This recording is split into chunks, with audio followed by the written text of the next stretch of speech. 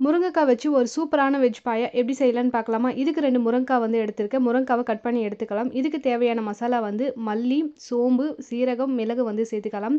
பட்டை, கிராம்பு, ஏலக்காய், முந்திரி இதெல்லாம் வந்து சேர்த்துட்டு, தேங்காய், பச்சை மிளகாய், 1 ஸ்பூன் வந்து கசகசா சேர்த்து தண்ணி சேர்த்து நல்லா சாஃப்ட்டா வந்து அரைச்சு எடுத்துக்கலாம். பேஸ்ட் வந்து இந்த அளவுக்கு நல்லா சாஃப்ட்டா இருந்தா போதும். தாளிப்புக்கு வந்து பேன்ல கொஞ்சமா எண்ணெய் ஊத்திட்டு, பிரியாணி இலை, பட்டை சேர்த்து பொரிஞ்சதுமே கட் பண்ணி வச்ச வெங்காயம், காரத்துக்கு வந்து ஒரு பச்சை மிளகாய் சேர்த்து வெங்காயம் நல்லா வதக்கி எடுத்துக்கலாம்.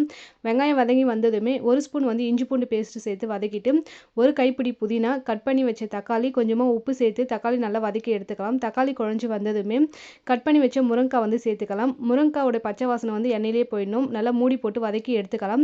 அரைச்சி வச்ச பேஸ்ட்டு தேவையான அளவுக்கு தண்ணி சேர்த்துட்டு மூடி போட்டு ஒரு 10 நிமிஷம் நல்லா கொதிக்க வச்சு எடுத்தோம்னா முருங்கைக்காய் வெஜ் பாயா வந்து ரெடி ஆகிடும். லாஸ்ட்டாக மல்லி இலை தூவி இறக்கணும்னா இது கூட வந்து சப்பாத்தி, இட்லி, பூரி இந்த மாதிரி வச்சு ட்ரை பண்ணி பாருங்கள். டேஸ்ட் ரொம்ப சூப்பராக இருக்கும்.